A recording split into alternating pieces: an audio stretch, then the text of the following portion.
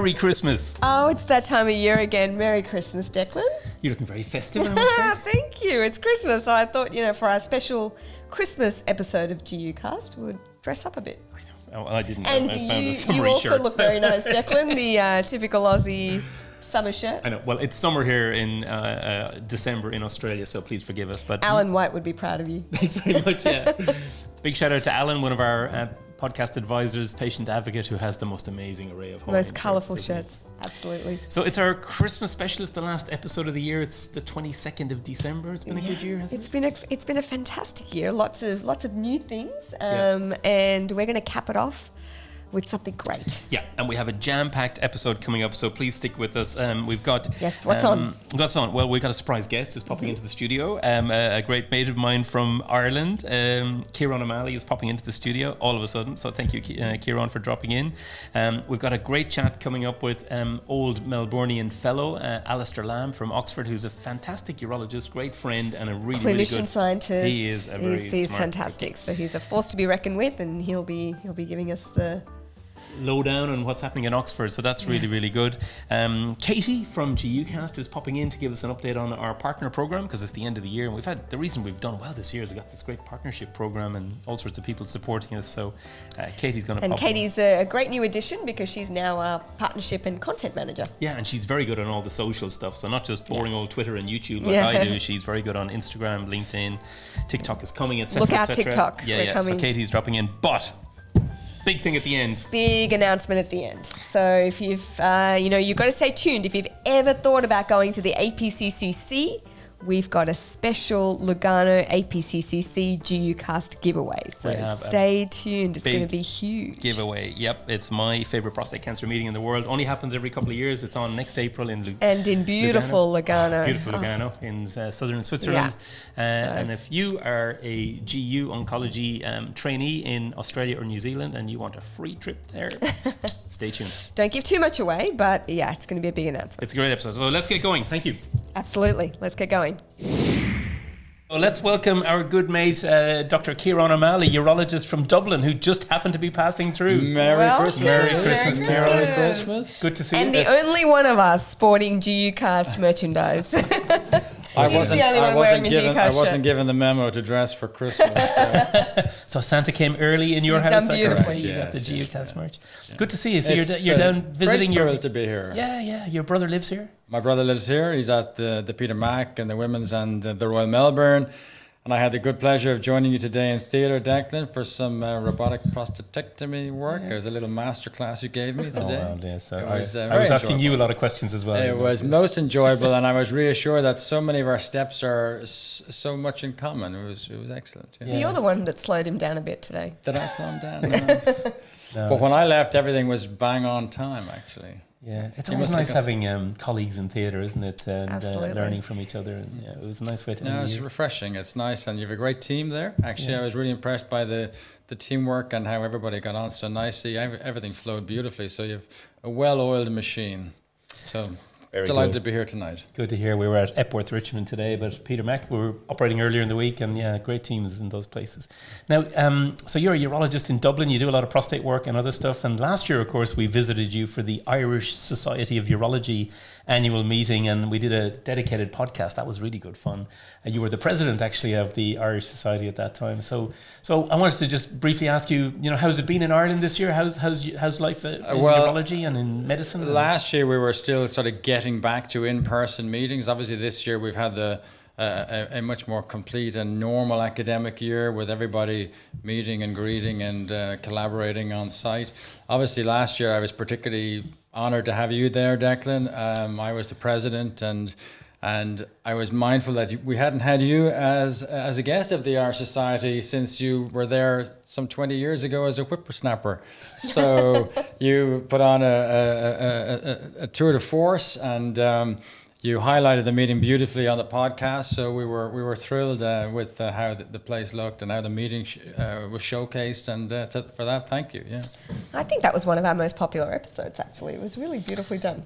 It was. If you want to just get a lovely sense of collegiality, look up the Irish Society of Urology GUcast from last year. It was really, really enjoyable. That's great. And what have been your highlights this year? Your urology or other personal highlights in Ireland? Well, I guess at home, the two major meetings, certainly from an oncology point of view, are the Irish Society annual meeting, which was hosted by Barry Jones, our president this year, but also the John Fitzpatrick meeting, which you very kindly participated in a couple of times for us. And in this year gone by, we had two friends of the podcast, Matt Cooperberg and Scott Egner, were two of the headline acts, and were absolutely fantastic. So the John Fitzpatrick meeting, for me, obviously, is a big highlight meeting. You know, covering the full repertoire of oncology, you know, from surgical oncology to radiation to medical to we had Suzanne Chambers from Queensland talking about the survivorship. So we had a fantastic in-person live meeting at the Aviva. Once again, like you were there the very first time we had the meeting to honour John, and so that was one of the highlights for me. Yeah. For sure. And what about you do a lot of GU cancer, and our podcast is mostly about GU cancer. Any GU cancer highlights this year? I guess probably the biggest highlight, and I'm a little bit parochial perhaps in selecting this one, would be our transition to robotic cystectomy as being close to, if not the standard of care for surgical management of bladder cancer in Ireland now. Heretofore, it was obviously open cystectomy, diversion and so forth, but my colleague Greg Nason and Stephen Connolly working together have over the last 2 years, they've probably done 50 odd cases, maybe closer to 60 now. And essentially we're drawing cases from all over the country, and it's beginning to centralize a part of bladder cancer management, which was maybe a little bit of a problem because it was being done a little bit in sort of in pockets here and there, and not really concentrating that expertise. So Greg has led on that, and I think for me, and that was they presented all their data at the annual meeting. So for me, I think that would have been it's a big step forward for us. Yeah, good to hear. Fantastic. And what about next year? What are you looking forward to? What are going to be the big challenges, do you think? I think next year, one of the things we're hoping we can bring to bladder cancer, the matter, we're looking at trying to become a site for intravesical pretzel. One of the forthcoming trials. I know that you've had Sia on the cast, and I really enjoyed listening to that episode. So we've had the guys out to our site to inspect and go through the checklist of what would be involved. So we'd like to try to get ourselves on board as one of those international sites, which would be the only one in Ireland. Yeah. Fantastic. So that's something we're looking forward to. Well, that is definitely one of the most exciting areas in bladder cancer, Renu. It's been really enjoyable this year, learning about pretzels and the Sunrise trials, and great to have urologists leading that. So good on you. So that's what we're looking forward to. So. Bladder cancer making a splash. Well, Kiran, Merry Christmas to you. I know you've got family and stuff to catch up with, so thanks for popping into the GUcast studio. And it's a great honor. I mean, I'm a big fan of your work, and I think it's getting a growing fan base at home, and people are talking about it. So well done, keep it up, and Merry Christmas. Merry Christmas to you. Merry Christmas. Cheers. Cheers. So now it's a great privilege to welcome back an old fellow of ours to the podcast, Renu. And a big friend of the podcast. Very exciting to have our next big guest. Yeah, Alistair Lamb. Zooming in. Alistair, it's great to see you. Thank you for joining us. I know you're a big fan of the podcast as well. Alistair is a urologist and Cancer Research UK clinician scientist at the Nuffield Department of Surgical Sciences in Oxford at the University of Oxford. So he's a urologist, but he does a lot of clinician scientist work, basic science work, really high quality science work, which is why we've got him on the podcast. And it's great to welcome you. How are you? Yeah, really well. It's a real pleasure to, as you say, finally be on the podcast. You've mentioned me once before with reference to listening to the podcast in the shower, which was a little embarrassing. We did mention that a year yes, or 2 ago. Good one. Well, we've been wanting to have you on for a long time, Alistair, and that's...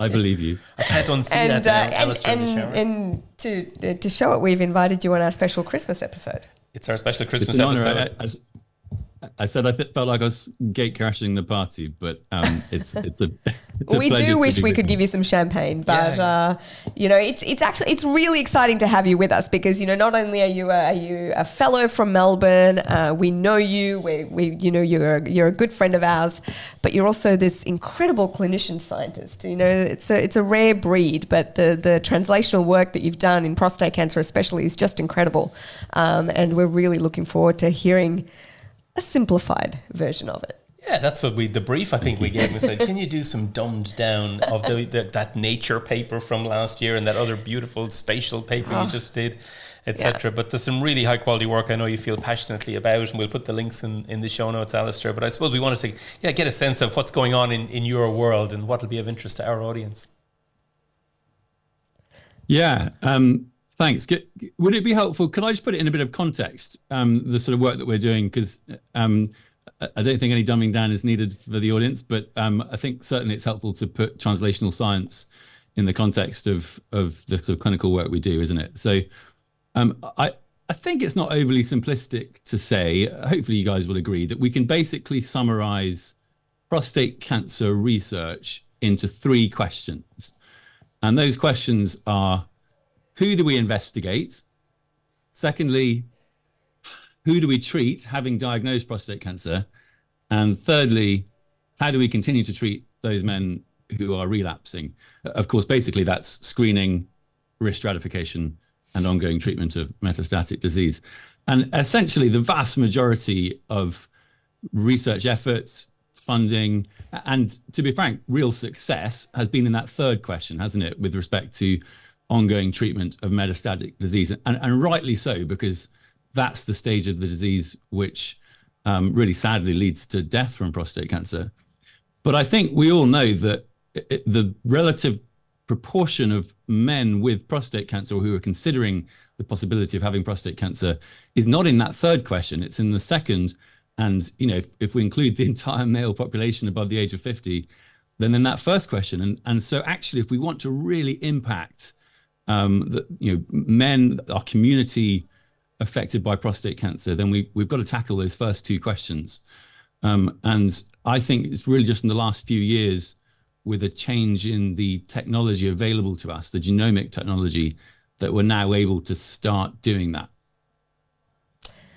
Yeah, I mean, really important points, Alistair, because ultimately all our efforts in prostate cancer is to try and prevent death and prevent, the serious morbidity associated with treatments. Especially if the treatment's maybe not needed. And exactly. I think that's what a lot of that's about, isn't it? So I think these are important questions to address, and you're addressing them from a basic science level.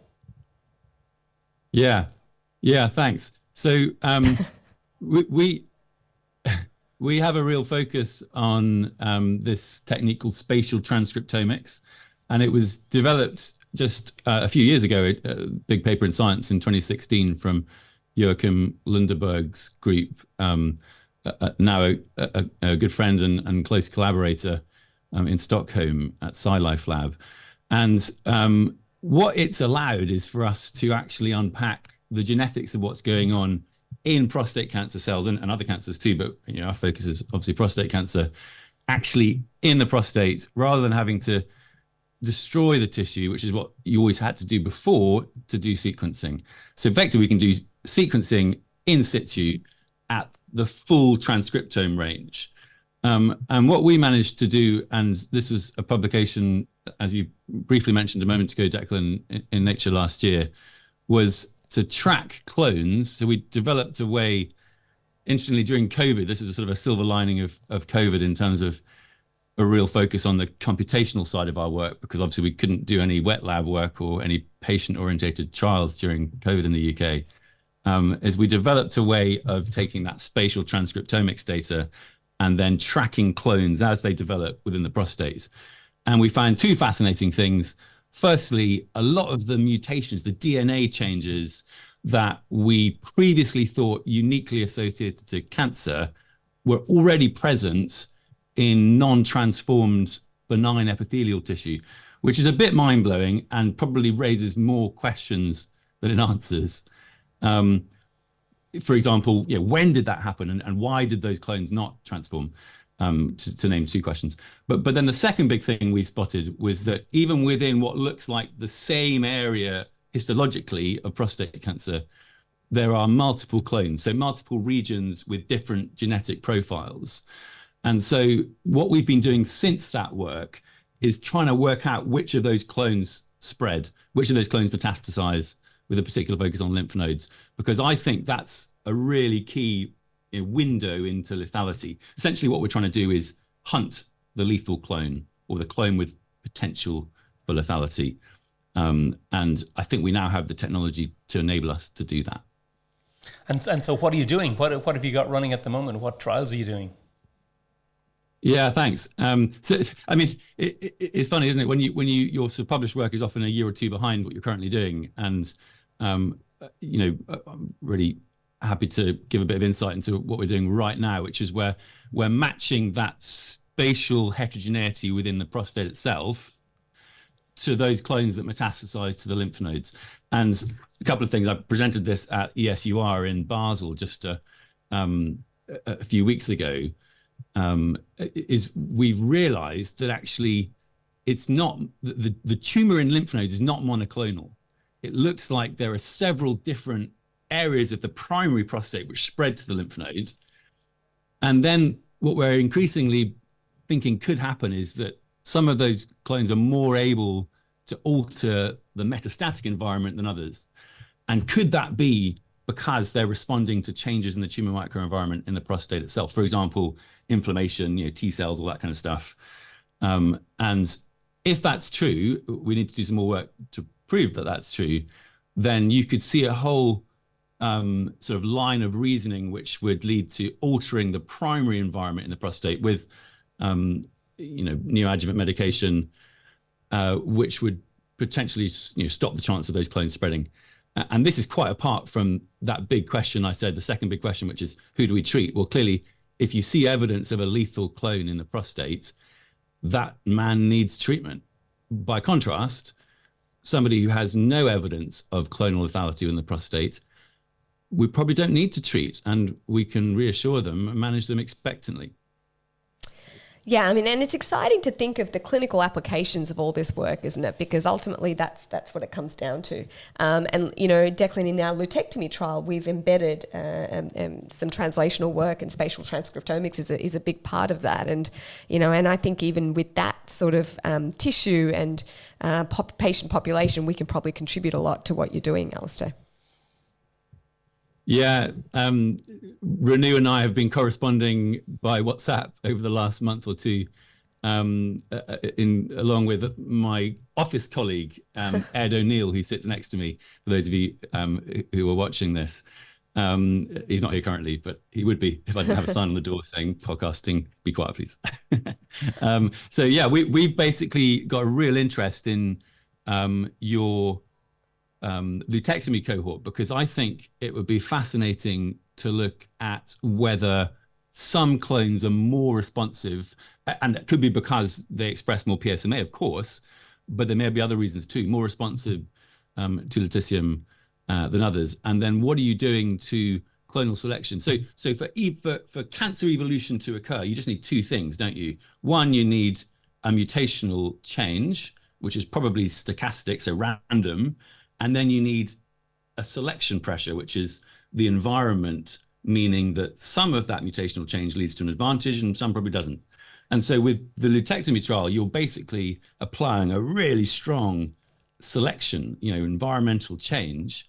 And what is that doing to the clonal heterogeneity within the prostate? Fascinating. I'd love to work with you guys on that. Did you see his eyes light up? He's so passionate about this. Give me the tissue. I want the tissue. Give me the tissue. Well, look, it's amazing Fantastic, work, Alistair. Yeah, really amazing work. And you've got some really high impact publications, senior author on a Nature paper and the spatial paper that you've had published as well. So really incredible work. And we look forward to greater things to come. Yeah, and Thanks. keeping your interest there is not easy, is it? As a full-time urology surgeon, prostate cancer surgeon like you are. So I presume your Cancer Research UK support a lot of your work. Are there other people who are supporting the work? I mean, they're protecting your time and they're funding some of the work. It's great to acknowledge them. Yeah, thank you, and I'd be delighted to do so. And it's really a team effort. I know it's obvious, but it's really important to say it. And I run a little group called the SPACE group, so spatial prostate assessment and the circulating environment, and they're all based along this corridor. For those who are watching, where I'm sitting, I've got a couple of postdocs, so Sandy Fajil and Wen Ying, who work on the wet lab and the computational, the dry lab side of what we do, and then a couple of pre-PhD students who are sort of academic clinical fellows, Tinesh Ambarasan and Nitesh Ranasinha, who are aspiring urology clinician scientists, and we have a fantastic pathology tech. So much of what we're doing is really dependent on high quality pathology. So technicians who can do that work are essential, and of course, pathology colleagues. I remember you teaching me, Declan, in Peter Mac when I was there for my fellowship. Make sure you get friendly with the GU pathologists, because you can't do any decent science without their support. And so remember, Catherine Mitchell and I got chatting about various things, and we sort of stayed in touch since then. So what a pleasure to have the support of pathology colleagues too. If I may just quickly acknowledge a couple of other supporters, as you say, Cancer Research UK are a really supportive funding body, and I'm not just saying that because I'm applying for some more funding currently, but also the university itself and our Nuffield Department of Surgical Sciences, led by my boss Freddie Hamdi. As you've mentioned a moment ago, in the UK we do have a really well developed structure for clinician scientists. I'm still quite early in my sort of independent career on this, and the fact that I can spend more than half of my week running my lab doing research, as well as doing a prostatectomy list and a prostate cancer clinic, but just doing that really and not being drawn into other management activities within the department is really important and a great help. Fantastic. Well, congratulations. And I visited you there a few years ago, and it's not just this stuff. He's also running a lot of other clinical trials using fluorescence guided surgery, prostate transport. What's the Transform study? That's with you as well, isn't it? The Translate study. Yeah. Translate, Richard Bryant and I running Richard Bryant. So there's a whole pile of other stuff, and a really good group of people. So congratulations to you and Freddie, Richard, everyone who's involved at Oxford, Alistair, and happy Christmas to you, I suppose we should say. Absolutely. Our festive edition. Merry Christmas. You're there at work in the UK, but it's a Friday evening here. So I've got my coffee mug to raise for a toast. All right. Take care. Good luck to you. Thanks so much. See you soon, Alistair. Take care.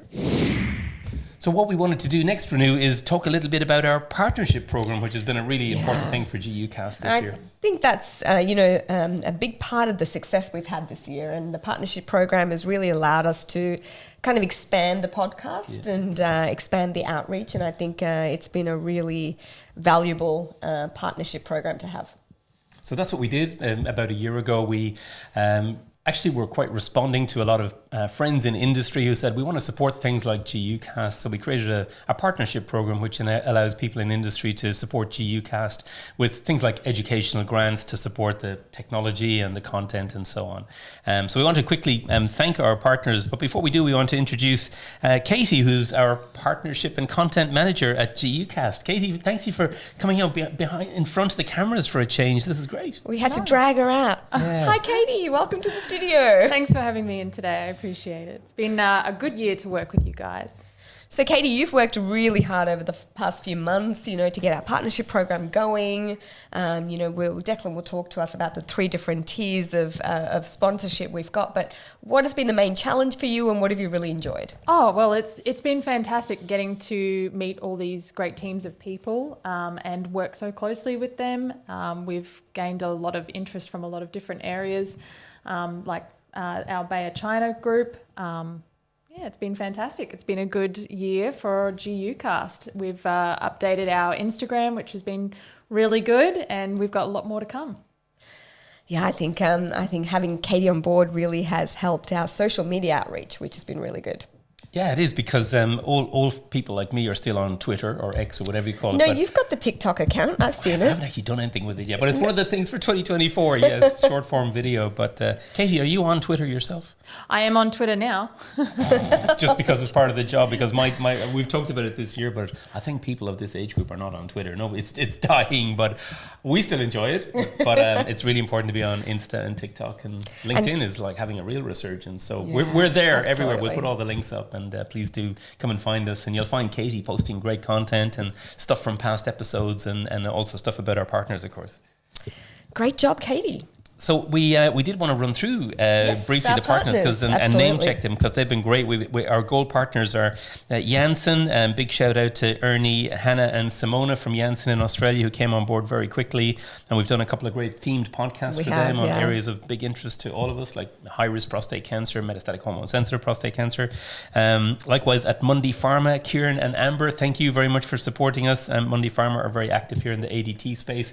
And we had that great themed podcast with Tim. Yes, that was a fantastic one, yeah, supported by Mundy Pharma. More shark patting, I think we called it. So that was a big highlight for me this year.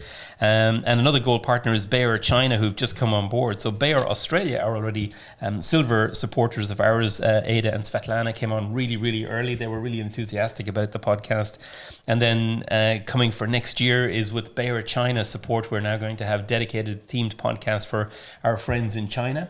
And we're going to be launching on the native servers in China, because Spotify and Apple and YouTube, of course, aren't available. So people are getting us through VPNs, but we are going to, with this support, expand onto the local platforms. And we're really pleased to have our good mate Yao Zhu, who's a urologist at Fudan University, Shanghai Cancer Center, coming on as our China representative.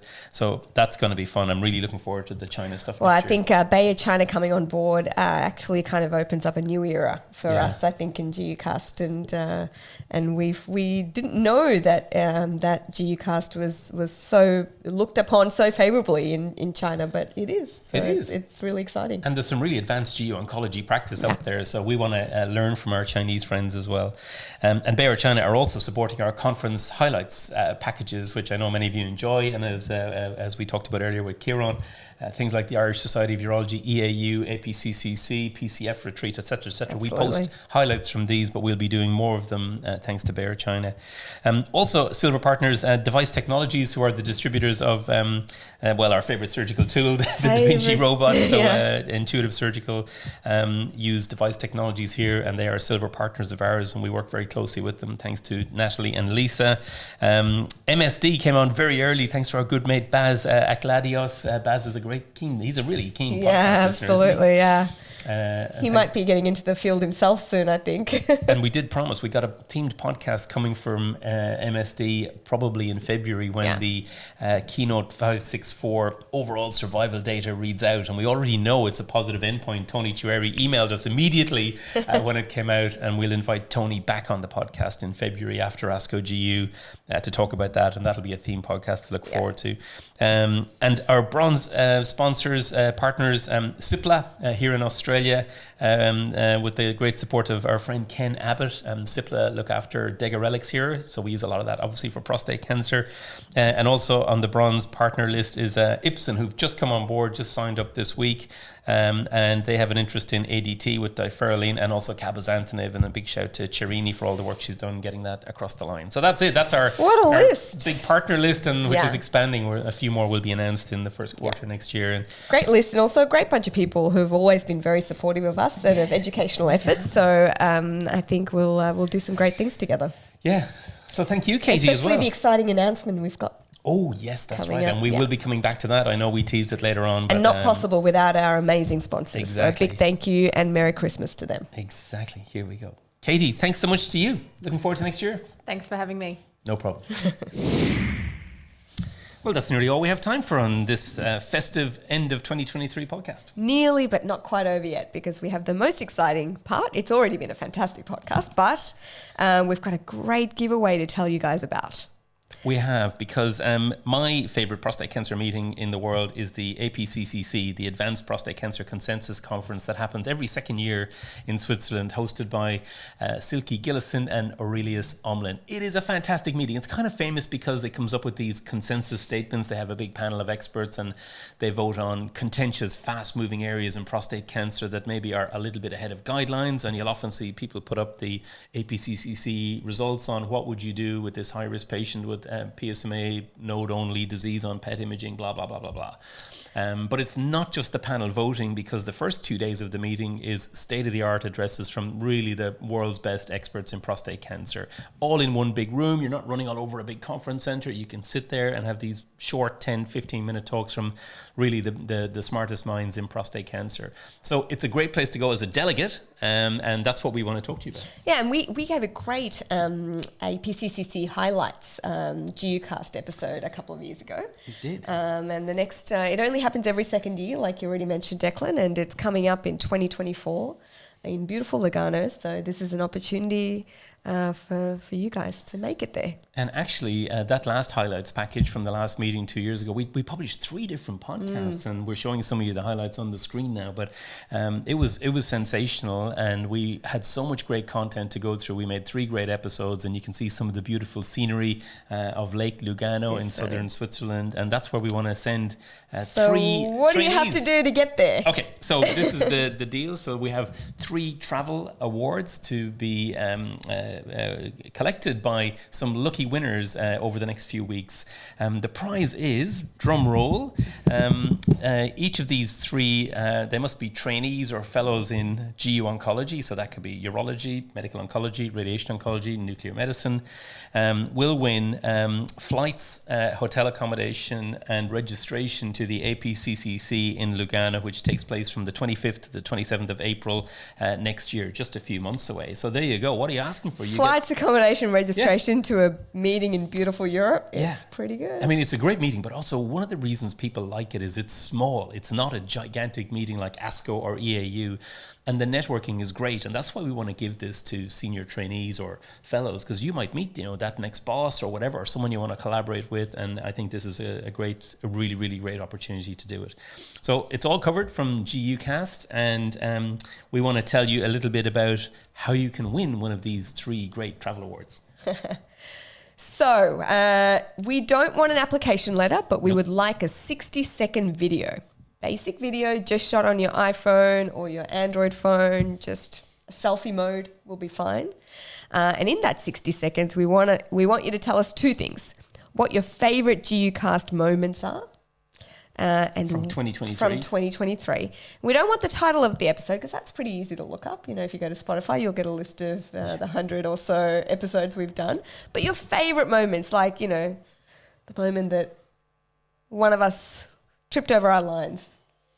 Memorable things from the past. I can remember some favourite things, like some of the stuff Ben Davies said in previous years, etc. But just some controversial things. Exactly. And remember, we hardly ever edit our podcast, so it's all pretty much record and go. So there's going to be some moments there over the last year. So your favourite GUcast moments, we'd love to hear them, and then why we should send you to the APCCC, or why you would like to attend, how it would benefit you. And that should be in a 60-second video. That's it. So 60-second video, send it to us. If you have a look at the show notes, we'll provide details on how to submit the video. The closing date is going to be the 15th of January 2024. So get your 60-second video into us by then. We have a panel of advisors on GUcast. You can find their details on our website. They're going to go through the videos and pick 3 lucky winners to head off to APCCC in Lugano. So there you go. What a way to end the year. Amazing. So if you want to go to one of the world's best prostate cancer meetings and see the cowbell in person, that's right. This is your opportunity. Ding, ding, ding, ding. You'll get it if you watch the episodes. Yeah. 15th of January is the deadline, guys. And that's it for the year. That's it. Yeah. It's a wrap. Thank you very much to everyone for supporting GUcast and for listening to us. Please do get in touch. We love hearing from you. We'll be back early in the new year with some great episodes. And we wish you all a fantastic Christmas and a great 2024. Happy holidays. Cheers. Cheers. Cheers, Kiran.